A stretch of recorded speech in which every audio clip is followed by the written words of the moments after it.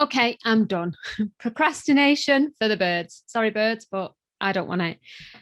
Have you ever spent so much time procrastinating? You're putting things off and putting things off, and it never goes away. It hangs over your head until at the end of the day, you've just got to do it. And do you know what? I'm procrastinating no more. Instead, I am feeling really, really excited. I finally completed my challenge. And the challenge that I've completed is going to help families feel calmer, happier, and more at peace with themselves. And if the strategies are used consistently going forward, it's really going to help children be so much more confident and successful in their lives. So you might be asking, why have I put it off? And the truthful answer is fear. And everybody feels fear.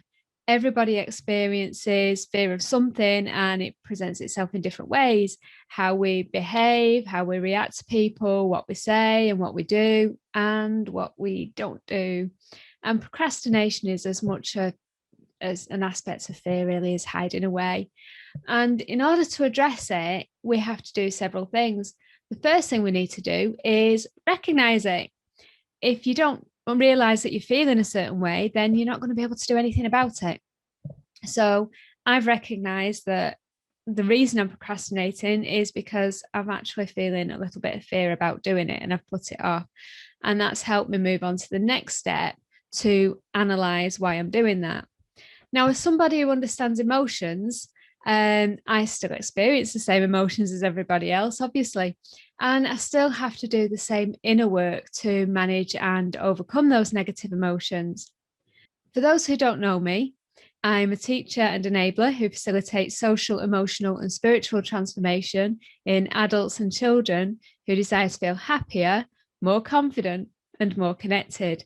I often use an animal themed approach in my work, and I also teach angelic Reiki workshops from beginner to adult level. Now, part of my work that I do with animals is I write a lot of blogs, and those blogs help people learn all the wonderful lessons that animals have to teach us.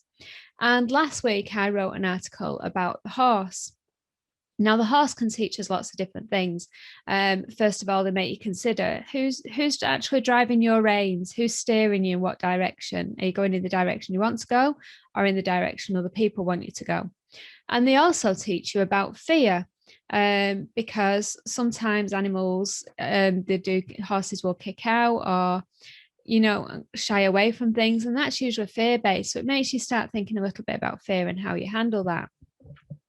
So last week I was writing this article about the horse, and it made me think myself, what am I scared of? And that's when I realized that fear was preventing me from doing what I know deep down I need to do to help lots of people. So that might make you ask, well, why do I find the idea of doing a challenge so scary? And the reason for that is everybody has a little voice in the head that tells them to stay safe. It's there to protect them. It stops you from stepping out of your comfort zone, or it can stop you from stepping out of your comfort zone if you let it. And that little voice in my head has been asking, what if people don't show up? What if they don't take part?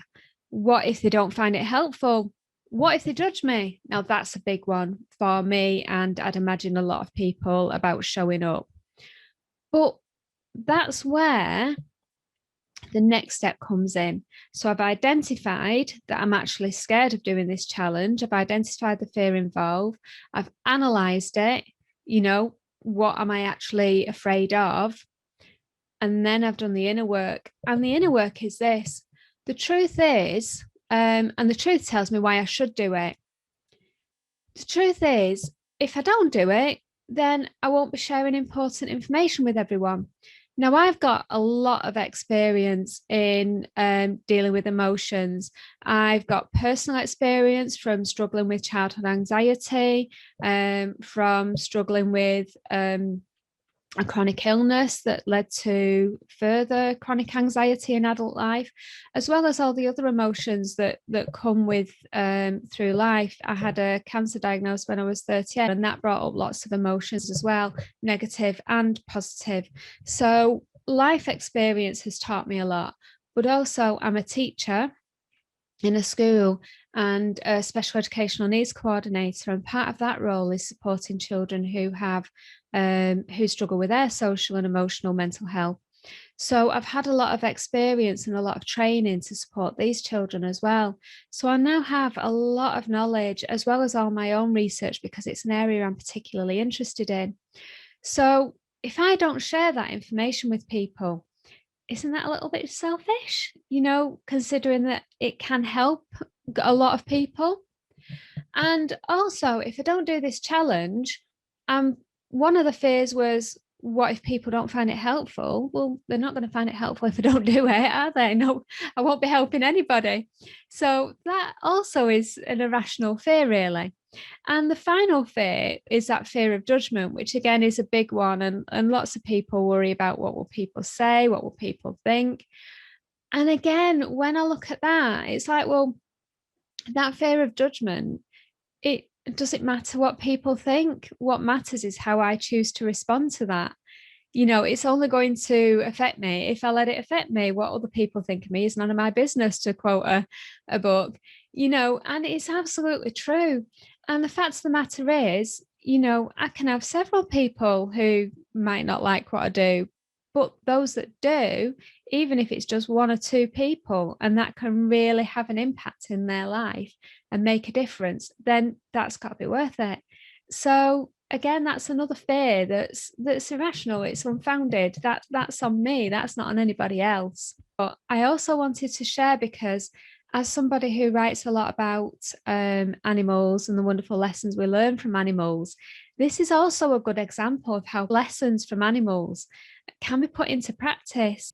The outcome of this work for me is that I'm now really excited to be sharing my 5-day Habits for Happiness challenge with you, and inviting you to come along with me, take part, learn from and with me. I'm on a learning journey too, and support me in delivering a really successful challenge. Now, here's what it's about. During the 3-day challenge, you will know and use practical strategies to help you and your family feel calmer and more in control.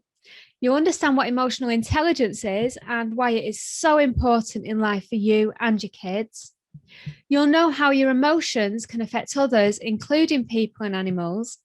And you'll find out how animals and nature can help you develop emotional intelligence and support you with your well-being. You'll not only know the benefits of meditation and mindfulness, but you'll discover what you can do to support yourself and your family with this practice. Meditation and mindfulness is something that a lot of people tell you about the value of, but do you actually know how to do it? There are some issues that put people off doing it, that people find difficult with it.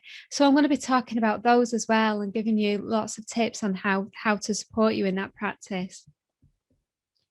You'll also be joining a Facebook community where you can share your journey together and have an opportunity to win some prizes along the way, and hopefully have lots of fun in doing it.